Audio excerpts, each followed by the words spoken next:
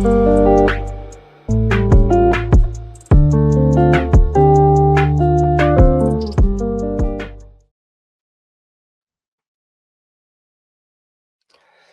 อสงคราพี่น้องผู้ถ่อมยินเสียงใต้ตีนนับยำกุศกุปายามหลีกดังสายลมอีกบาดางขาวลงแรงเปิงไหลมาโหบทบโหบยากันกว่าแทงวันหนึ่งค่ะย้อนหาตั้งหักแมตตาตั้งนิมสาตั้งสมเสือมนเปียวตีลูกตีทาวราพลาเป็นเจ้าผู้เยาวเมียและสูงสุดโตขอดแผ่วถึงพี่น้องเฮาคากว่าหังเผอหังมันสิกรรมค่ะมีเสียป้าหนึ่งลาดว่ามือเฮาคาหันโกนหวางก็ไหลทบเพว่าเพสังคันนะอย่าไปพมจี้นิ้วมือใส่เขาว่านั่นเป็นตั้งอันพระเป็นเจ้าปันตามนะครับจากแต่ค่ะนะก็เฮาคาเป็นคนที่ไวนะตั้งอันแตบตัดตะลาตัดสินนั่นก็ต่างกับเปียดเปิ้นตัวยเบิ่นเนาตั้งให้หรือเสตั้งหลีในค่ะแหละหมอตัวยเนาลองในค่ะนะ ลูกหลานตะเปเจ้าหนังกันเพราะว่าเขาก็ทบเพในวางปอก็ใกล้ๆเลยยินว่านั่นน่ะพระเป็นเจ้าปันตามมาเนอเนี่ยเสียปานเนี่ยฟังสติเฮาเขาว่าก็เบอสังเขาว่าอย่าไปพรมจี้นิ้วกว่าจูดีก็ดีทบเพนั่นว่าพระเป็นเจ้าปันตามเพราะในเสียงหลุเลยมาอ่านด้วยในกามโยภาเพราะว่าอ่านด้วยในกามโยภาเนี่ยเฮาขาดได้ป่องแสงแรงจากเนี่ยครับวางเมียว ตั้งอันเฮาขัดทบเพนั่นมันไหลลูกดีตั้งอันเฮาเฮ็ดบัวดะแปดให้เขามันจะแต่ขันนะหมู่ว่าเฮาขัดละเห็นฮู้รองของย่อผ้าย่อผ้าเป็นก้นหลีจิจุ่มเลยดังหลีเป็นก้นที่มีดังอยู่เสกกูยามพระเป็นเจ้าเป็นก้นซื่อต่อเงื่องเวเสบัวดะแปดในคันนะเฮ็ดบัวดะแปดเนี่ยอาโลพี่น้องคันนะฮอนะเฮิรนจังนะมันก็มีดังสมซื่อแต่คันนะซ้อมหลังที่เฮาคันไหลหานะ ลูกชาย7ก็ลูกหญิง3ก็ลูกชายก็เฮ็ดป่วยกินเกี่ยวกูวันซ้อมหลังที่มักคันปีไอหลวงวันที่1ก็ตามมาก็ที่2ที่3กว่าให้ไหนกันเนาะแล้วก็ห้องน้องหญิงเขากว่าเขาป่วยกินเกี่ยวปะเป็นหน้าเฮือนมอนแต่คันนะก็บัวเพราะว่าติดแตกตัวยนะกะปานไหนๆก็เยี่ยวผ้าก็เป็นสัทเทหลวงก้อนหนึ่งเหมือนกันคันนะมีเจกูสำกูเปลืองคันเนาะโดยฉะนั้นมันก็เขาเป็นก้อดีมีดังอยู่เสกูยามพระเป็นเจ้า เป็นก้นซื้อตอบเงื่องเวเสตังพิษตังอันเฮ็ดบูรแปดตอบพระเป็นเจ้าไหนเพราะว่า7วัน1ปอกค่ะเนาะเขาก็ได้รู้เครื่องปลูกสอบปันลูกเขากำก็อาโลกูว่าลูกชายของดูเจ้าเก่าเนี่ยได้กินหลาพระเป็นเจ้านะจ๊ะย้อนหาพระเป็นเจ้าปดวางขวางหลอดปันแหน่เขาเป็นคนที่มีตังอยู่เสกกูยามพระเป็นเจ้าแต่ค่ะคุยกันนะวันเมื่อไหนเดียวค่ะได้ละเฮียนในค่ะนะ ก็เปิดสางก้นสื่อต่อซ้ำเลยหวบทบตังตุกค่าในที่เป็นความตอบปุนดาวค่ะนะก็เปือว่าจาดานมานาดเนี่ยมันตาพระเป็นเจ้าค่ะลุก็เปิดสังก้นดังหลายจึงเฮ็ดวัดกู้ก่อยเจ้าเฮาเพราะว่ามันน่ะมันจะก็เปิดเจ้าเฮาปันพรดีมังลาที่เขาบ่ได้จึงมันติเป็นนิสังขลาเนี่ยจามด้วยรู้เนี่ยว่าเจ้าก็เอาพรดีมังลาออกที่เขากว่าเนี่ยเขาได้กินลาเขาได้กินว่าเจ้าคากำเหลียวอะเนี่ยพี่น้องค่ะ อันนี้มันจะว่าโยภาเป็นคนที่มีดังพิษค่ะนะกวยน่ะจาดานมานาดมันมาปานพิษไหนคะแหละลองที่ได้ปอปอกเป็นมานะจุตะอาสาของโยภานะลองได้ค่ะนะมันเป็นลองตางของที่อยู่ในเมืองกลางหาวครับไต้โก้ของโยภาคนที่อยู่ในลองในกอมฮู้ว่าลองตั้งในมันปอปอกเป็นมาจึงหนังหือฮู้ค่ะนะเพราะว่าเขาค่ะสืบด้วยกว่าในไต้โก้โยภาที่มาบัดนี้บัดนี้ฮะกำนำเลย ติเสนี้เขาว่าเขาเป็นคนเฮ็ดบัวระแปดหลายๆกันนะพี่น้องคาดินัยนักโยภาคันหนึ่งข้อที่6ในกันนะมีไว้ว่ามีวันหนึ่งอันเป็นวันอันตมานกลางหาวต่างหลายไหลมาคาจากะดีภายหน้าเถาลาพลานนั่นจึงจาดานมานัดก็ป้าลุยกันตั้งเขาออพี่น้องคาดินัยเฮาคาเลยหันพระเป็นเจ้าผ่านช่างให้เป็นตะมานกลางหาวนะเป็นก็ที่ลักแหลมแซมกะ ที่พระเป็นเจ้าผ่านสร้างเฮ็ดเป็นมาเนี่ยมีเผอเปงมีเผอแตกเนืองไรเนี่ยที่ว่าไหนก็ไรกันนะแล้วก็เขาก็เป็นตำหม่านที่ซากลิบอยู่แล้วก็หลุเลยอามาขามจุดอาสาของเขาเนี่ยต่อหน้าพระเป็นเจ้าทีนี้เขาคาเลยหันว่ามือตำหม่านกลางเฮาทั้งหลายแต่มาต่างเปี้ยลองตั้งที่เขาหลอมหรูลุ่มลาที่พระเป็นเจ้าปานมิงที่เขานั่นน่ะซาตานมานัดก็มาในมุกในจุ่มของเขาป้าเนี่ยลองได้เป็นลองดังที่เขาขามยามฮู้นะว่าซาตานมานัดมันก็อยู่ภายใต้ตั้งอุปเปิงของพระเป็นเจ้าเขาคัดตึกฮู้ที่ไหนคันเนาะแล้วข้อที่7ค่ะคันหนึ่งพระเป็นเจ้าถามซาตานมานัดมาเจ้าลูกที่เหลือมานะซาตานมานัดว่าข้ากว่ามาอยู่เนื้อลิ้นเมืองเหขึ้นลงอยู่จังไหนอะเนี่ยมันบอกว่าจังครับมันบอกว่าซาตานมานัดมันมีอะขว้างเข้ามาในโลกาในบาค่ะนะเจ้าเยซูห้องมันว่าเจ้าโลกาในคันเนาะหรือเช่นนั้นก็ค่ะโลกาหวยเนี่ยก็เลยคำดังอันอุปเปิงอุปทิ้งโดยซาตานมานัดจอมนาง1เปโตรข้าน5ข้อที่8คันนะสลาเปตุฟังสติปันสติลูกลางตะเปเจ้ากันเนาะว่าหาสูดังหลายเนี่ยไว้จากนิมๆลิไว้สติฟังสติลิก็บ่ว่าย่านสู่ของเฮาเป็นซาตานมานัดที่ปั่นกว่าปั่นมาเหมือนเจ้าหนังสางซีมันเหลสอกหาก้นที่มันเตะคบกินไรเนี่ยก็เจอกันนะในสมัยแก้มดีกว่าเช่นนั้นเลยมีแทงปอกหนึ่งค่ะมันต่างเปียเนเจ้าเยซูคันนะว่าเนี่ยพระเจ้าเฮาคาไวค่ะสึงจึงวันเมืองนะอาณาจักรโลกาหลงดังเสียงดังหมดเนี่ยคาเดอาปันเจ้าเฮาเนี่ยที่นี่เจ้าเยซูมันเลยเถียงมันคันนะว่ามันมีอะขว้างที่แตต่างเปียลองตั้งซื้อในที่เก่าในเจ้าเยซูมันเลยวางมันเจ้าเยซูรัดกำเหลียวว่าอย่าไปเฮ็ดวัดกูกวายพระหรือเสพระเป็นเจ้าสู่เหลียวป้าเหลียวกันนานกวยเนี่ยที่นั่นเจ้าเยซูก็เจ้าสมาแก้มหลีกของพระเป็นเจ้าก็บ่จังนั้นเฮาคารังหลายจึงเฮ็ดวัดกูกวายพระดังสู่ดังป้าหรือเสเจ้าเยซูคันนะมันมีค่ะในสมัยแก้มหลีกแล้วเขาหรือเสพระเป็นเจ้ามีพระดังสู่ดังป้าเนี่ยค่ะกับในโยภาคคัน1ข้อที่8มีไว้ว่าพระเป็นเจ้าลัทธิซาตานค่ะอันนี้ก็คนรับเจ้าพระเป็นเจ้ากำนำบ่เกี่ยวค่ะพระเป็นเจ้าอย่าไปอ้ามคาเนี่ยครับบ่อ้ามคากำคาได้เบิ่นเชิงหนังโยภาเนี่ยเขาพระเป็นเจ้าลัทธิซาตานกันนะว่าสู้ไล่จามด้วยเอาเนี่ยโยภาคนรับเจ้าของเฮาเนี่ยมันเป็นเจิงหนังหือ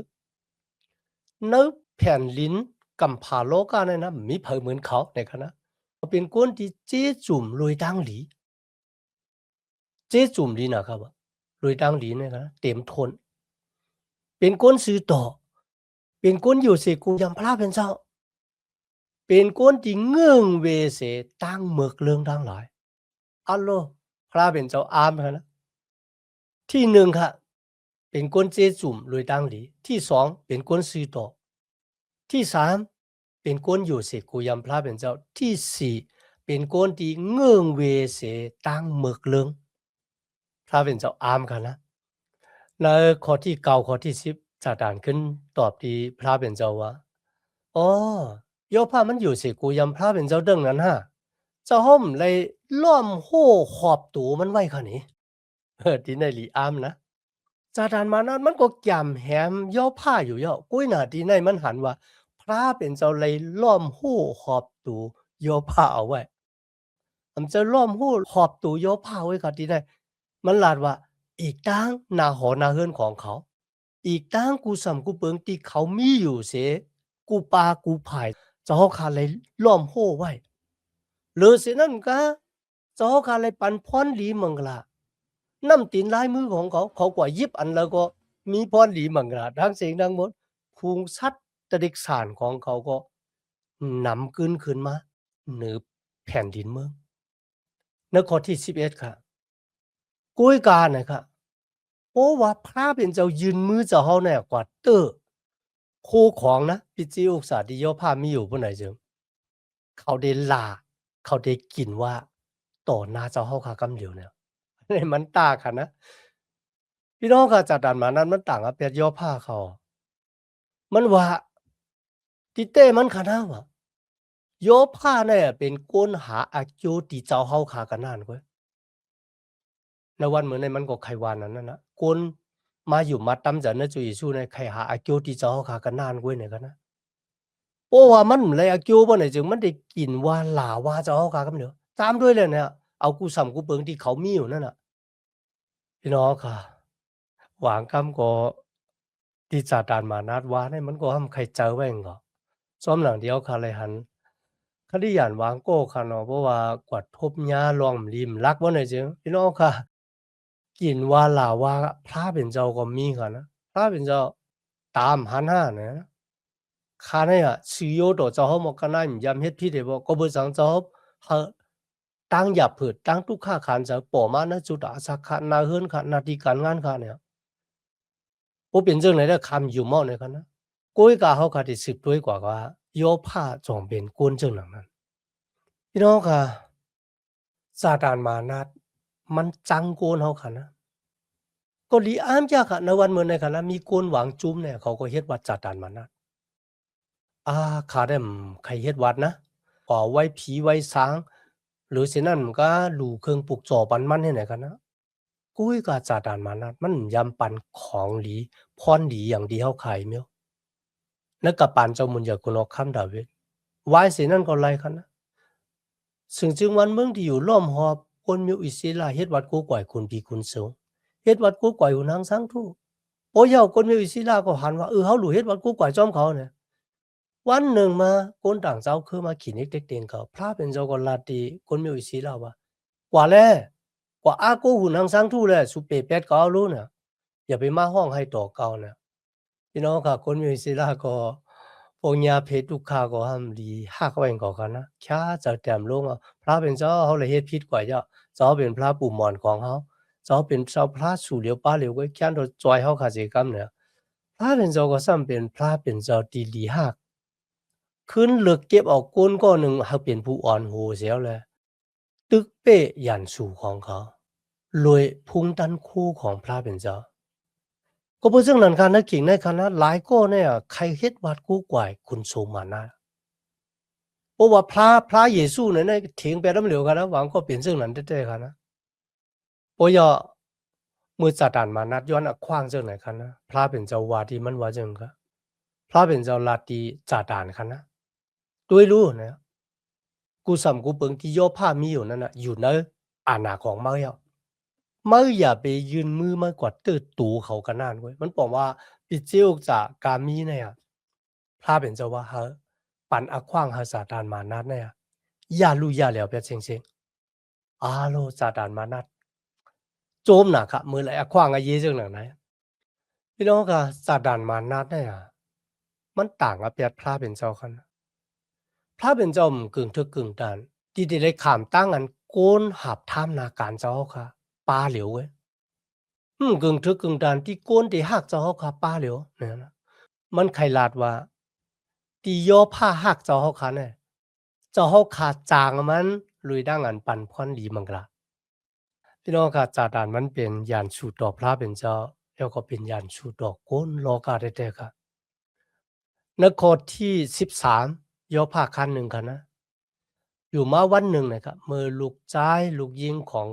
เขาตึกหากินมวนกินเจาะกินน้ำเหล้าหมักจะปิดอยู่ในเฮือนของพี่ชายตนพี่ชายหูผีของเขาครับในยอภาคันหนึ่ง14-15คันนะมีผู้ส่งข่าวมาหายอภาลาติยอภาว่าโวตึกหาไถนาอยู่ลาก็ตึกหากินยาอยู่ที่หิมคางๆหน้านั่น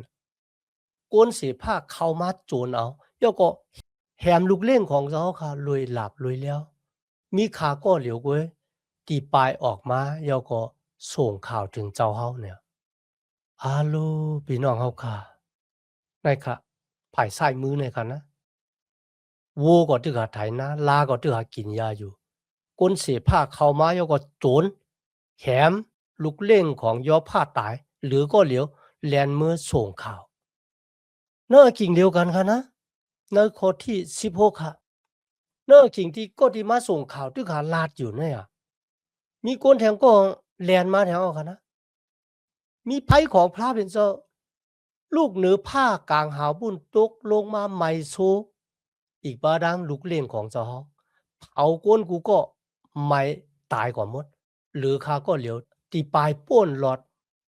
มาลาดหนีเจ้าเฮาเนี่ยพี่น้องที่ไหนนะก็เปือสังลูกเล่นของโยภามลาดว่ามันเป็นภัยของจาตานมานาดเนี่ยเป็นสังมันว่าเนี่ยครับที่นั่นมันว่ามันเป็นภัยของพระเป็นเจ้าอะ ที่นั่นจาดานมานาเป็นก็เฮ็ดเขานะมันจะพระเป็นเจ้าเป็นก็เฮ็ดเขาเนาะมาถึงข้อ1ข้อ17ครับข้อที่2ตึกหาจุกเหลัดนี่ยอผ้าอยู่ครับข้อที่3ก็เรียนเขามาตุ้ยคะนี่กุนเมียวขาลาเต้เขาอะเป็นตับซึกเยาก็มาจูนเอากะละอุของเจ้าเฮาค่ะแถมลูกเลี้ยงของเจ้าเฮาค่ะตายมีขาก็เหลียวปลายหลอดมาเลยส่งข่าวถึงเจ้าเฮาในเป็นรองที่3ค่ะนะ เน้อขิงที่โยภาทึกหัดตอบเขาอยู่ลูกเล่นของโยภาแทงก้องก็แล่นมาเจ้าค่ะมันลูกตีเฮือนลูกชายก็ใหญ่นั่นแหละแล่นมาลูกชายลูกหญิงของเจ้าเฮาคัดตึกหากินตังกินอยู่ตึกหากินน้ำเหล้าหมักจะปิดอยู่ในเฮือนของเขาด้วยค่ะนี่มีลมผิวหุงหลงอาจจะเป็นทอร์นาโดนั้นก็เฮอริเคนค่ะนะปัดมาโยก็เฮ็ดให้เฮือนเขาล่มปังโยก็เต็งซะลูกของเจ้าเฮาขาดตายกูก็ หรือเขาก็เรียกว่าตีปลายรถมาและส่งข่าวถึงเจ้าเฮาอาโลพี่น้องเฮาขัดตุ้ยเขาลูกมีเผอคะที่ยามทบเพแก่มมาเหมือนจังหนังย้อผ้าซ้อมหนังเดียวขาฮู้กันนะก้วยน่ะย้อผ้าเขามูซ้อมหนังเดียวขาฮู้เนี่ยเพแก่มมาที่ป่อเป็นมานะอาสาของย้อผ้ามันนำจับแสงกันดังบัวตะแปดของเขามันจับแสงกันดังตั้งพิษของเขาเสียอีกกันนะอะโลโลเว้ยเนาะ ก็不ซึ่งนั้นในคณะเฮาคาที่เป็นลูกหลางตะเปเจ้าเนี่ยก็หลีว่วนเจอใครเจอแต่ๆคะนะว่าก็เพื่อสังลองตั้งซื่อในถึงปอกปอกเป็นมาเนื้อสากของเฮาเนี่ยครับในครับพี่น้องเฮาค่ะมือยอผ้าไหลยินจังหนังไหนคะนะจ่องมันได้กลิ่นว่าพระเป็นเจ้าพี่น้องเฮาค่ะยอผ้าฉีกซื่อตูเจ้าเก่ายอก็ถาหูล้อมคะนะบ่ยอกคูบเข้าลงสุดต้องเติ่งหาพระเป็นเจ้าขอความในก็ข่าวว่ามีคนเอกอะที่ลัดเจิงหนังไหนไล่คะนะก็บ่ฮู้ว่าตัวเจ้าเก่ามีทั้งผิดทั้งกะรุ่นเนาะยกผ้าคันหนึ่งขอเช้าถึงเช้าสองกันนะยกผ้าลุกขึ้นสิกซื้อถาหูล้อมยกก็คุบเข่าลงเฮ็ดวัดกูกวาดพระเป็นเจ้ายกผ้าลัดความกำในหมานแม่นแต่คะนะข้าออกตีต้องแม่ข้ามาตัวเปล่าตัวหลายและข้าติมือขึ้นตัวเปล่าตัวหลาย พระเป็นเจ้าเป็นก็ตีปันก็เป็นเจ้านั้นพระเป็นเจ้ามีอขว้างเอากว่าขึ้นยกยองยองย่อถาวราพระเป็นเจ้าอาโลเพกยามาสีเมียวที่เขามีที่เขาเป็นเนี่ยมันน่ำเหลือสังสีอีเดียวค่ะนะกุ้ยก็ยังหับคำว่าข้าออกที่ต้องแม่มาตัวเปล่าตัวหลายข้าที่มือขึ้นตัวเปล่าตัวหลายก็นั่นเว้ยพระเป็นเจ้าเป็นก็พี่ปันมันเจ้าก็มีอขว้างเอาขึ้นเนอเนี่ยยกยองยองย่อต่างเกจูพระเป็นเจ้า พี่น้องค่ะนั่นเป็นตั้งตุ้ยหันถึงของจุตะสักตานคนมีวันหนึ่งค่ะนะมีสตเทหลวงจำติดตายเอาครับลูกล่างของเขาหลานของเขาก็อยู่นอกเฮือนนี่เปิดตัวอยู่ก็เผื่อมีคนก้อนหนึ่งที่ลุมลาเขานั่นน่ะมันไปออกมาค่ะลูกเมื่อคนลุมลาเขาออกมาลูกล่างดังหลายก้อนหนึ่งครับที่มีใจโลภะถามกันนะเขากึดเงินคำของเขาไว้ปันเฮาหรือกาหือเนี่ยคนนั้นลัดว่าเขาแปดไว้หมดๆอะนะครับ เขา唔嚟เอาสังกว่าสิมิ้วนะเจ้าแต่เขาพี่น้องค่ะจอมหนังที่ความกับถูกมีไว้กันนะมีท้องว่ะที่เผาห่มคนตายมีท้องที่เผาห่มคนตายค่ะเขาจางเอาอย่างกว่าจอมเขาค่ะมือเขาขาดตายกันนะในวันมื้อนั้นค่ะว่าเขาได้มีเฮือนกาขันมันเป็นแสนดอลลาร์บ่ได้เป็นมีเงินในป่านนะในเยเงินค่ะนะ เป็นอ่านหูแสนล้านว่าได้มีตึกเงินองที่เฮือนเฮาคากะเหย้าคันนะนั่นสมัยจำเลยว่าเฮาคาเป็นก็ที่หลอมหรูลุ่มลากันนั่นเว้ยเป็นก็หลอมหรูลุ่มลากะกำลึงสุดกะมันน่ะมันเลยเป็นของเฮาคนต่างก็มาปุดมือเฮามาเจ้อกว่ากันนั่นเว้ยเจ้าแต่ยอผ้าเขาหันถึงตั้งอันกวนเฮาอาศักลิบอยู่เนี่ยเฮามันจะเจ้าของมันพระเป็นเจ้าเป็นก็ที่ปันมาพระเป็นเจ้าก็ได้เอากว่าก็เพราะฉะนั้นนะวันมื้อนั้นที่พระเป็นเจ้าเฮาคามีอยู่ในคันนะเฮาอามาขามนั้นก็เฮาคาเจ้อลองดังที่พระเป็นเจ้าปันมาที่เฮานั่นน่ะจึงหนังหือที่พระเป็นเจ้าปันอะขว้างเฮามีเฮาเจ้อจึงหนังหือปุณตาเกียวตู่เจ้าเก่าไว้เนี่ยนาฮอนาเฮินตู่เจ้าเก่าไว้เนี่ยนั้นก็ปุณตาโกนดังหลายที่ค้างขี่ค้างผ่านเลยอะเฮาคารู้แลอามาขามเนื้อร้องได้ครับคำในเฮาขามาถึงโยภาคคัน2ครับนะในข้อที่1ครับอยู่มาแทงวัดหนึ่งนะครับตะหม่านกลางเฮาพระเป็นเจ้ามาต่างเปียลองดังที่พระเป็นเจ้าโป่งอมิ่งให้เขาลุ่มลากันเนาะเขามาต่างเปียจาดานมานั้นก็มาแทงที่นั่นค่ะนะเฮ็ดเอาขาคุกจะไรวันหนึ่งค่ะลูกล่างตะเปเจ้ากูก็ที่เลยมือจุกอยู่ต่อหน้าของพระเป็นเจ้ามันจะที่ปลางขาวค่ะที่ปลางขาวนั่นน่ะปุณดาได้จียงคนที่เลยอยู่มาตั้มจะเนื้อจุยสู้ที่มือจุกอยู่ต่อหน้าพระเป็นเจ้าเหมือนเจิงหนังคนที่ลุมลาพันดาของสัตเทเขาก้นดิมอยู่มัดเนี่ยที่มือจุกอยู่ต่อหน้าปลางขาวในแกมเปียติคันเศร้าข้อ11ถึง15คันนะในโยภาคคัน2ข้อ2ครับพระเป็นเจ้าถามซาตานนะเมื่อลูกดีเลมานะซาตานขึ้นตอบว่าข้ากว่ามาๆเนลินเมืองโกนเนี่ยนะขึ้นลงๆนั่นน่ะเนี่ยนะมันป้องว่ามันกว่ามาๆอยู่ช่อมหนังที่มันไหลอะขว้างที่พระเป็นเจ้าปั่นมันก็นานกว่ากันนะพระเป็นเจ้าลาติซาตานที่ไหนกันนะเมื่อไรจามด้วยยอผ้ามจ้าเมื่อไรจามด้วยกวนหับเจ้าของห้อมจ้าที่เฮาลาดว่าเนลินเมืองโกนเนี่ยมีเผาเหมือนยอผ้าเนี่ยหาเอามจ้านะครับเขาเป็นกวนที่เจจุ่มเต็มทวนโดยดังหลีเป็นกวนซื่อต่อเป็นกวนที่กูย้ำกูเฮพระเป็นเจ้าแลเป็นกวนที่เงื่องเวสีตั้งเมือกเรื่องด้วยแน่เพอุปาทสีเมียวที่มาเฮ็ดเอาป่อมาเนอะชาของเขาเนี่ยเมื่อเหลียวในเขายังยึดมันนะยึดมันในตางสื่อโยของเขาอยู่นะครับนะอำว่าซาดานมานาดมาเตจูเขาเนี่ยตึกกันดังมันปุนดาเดปันตามมันรวยดังดิมีรองมีตั้งหังเนี่ยฮะมีรองมีห่วงเนี่ยก็บ่มจะก็เบยอผ้าเป็นคนเฮ็ดบัวแปดคารุนเนาะที่ไหนเฮ็ดเอาขาหันปีศาจลีนะว่าก็เบสังพระเป็นเจ้าปันอาขว้างหาซาดานมานาดผีให้เพื่อให้เนี่ยมันมาย่ายุกจำโดยยอผ้าปันอาขว้างเขาซาตานเฮ็ดรวยดังดิมีรองมีตั้งมีรองมีตั้งนั่นก็เปือว่ามันน่ะมันจะยอผ้าเป็นคนเมือกเรื่องคารุนนะ ก็บ่สังพระเป็นเจ้าลองดังซึ่งในปอบอกเป็นมาณจุดาสักของโยภาก็บ่สังพระเป็นเจ้าลองดังซึ่งในปอบอกเป็นมาณจุดาสักของเฮาพี่น้องค่ะพระเป็นเจ้าก็ติลาเท่าเขาวันนะมันน่ะมีลองมีหูอีสังนะที่สู่เฮ็ดผิดเนี่ยมันน่ะมีสังให้เมียวนะเฮาบ่ไลป้อสูเฮาบ่ไลปานตามสูกุยกะเฮาปาสูให้เข้ามาจำเฮากันนานกวยเนี่ย ต่างเกจูพระเป็นเจ้า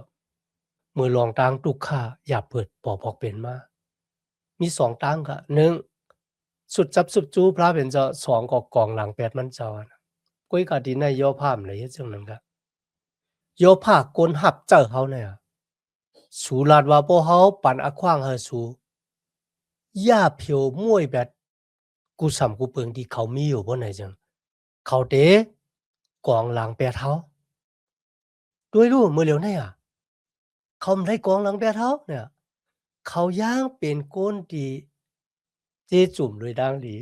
เป็นคนซื่อต่ออยู่เสกูยำพระเป็นเจ้าแลเงื่องเวสีตั้งเมือกเรื่องอยู่ในเขาว่ามีดังนั้นต่างเกจูพระเป็นเจ้าญาณาคะ อากิ่งเฮาคาสุดเสียงกว่านะวันเหมือนไหนเนาะย้อนหาตังหักแม่ตาตังนิมเสอตังจมซื้อหมุนเปียวตีลูกตีเฒ่าลาพลาเป็นเจ้าคามาแต่อยู่นะโหเจ้าคากว่าหังผาหังมันสิกำคะเมื่อสุงคา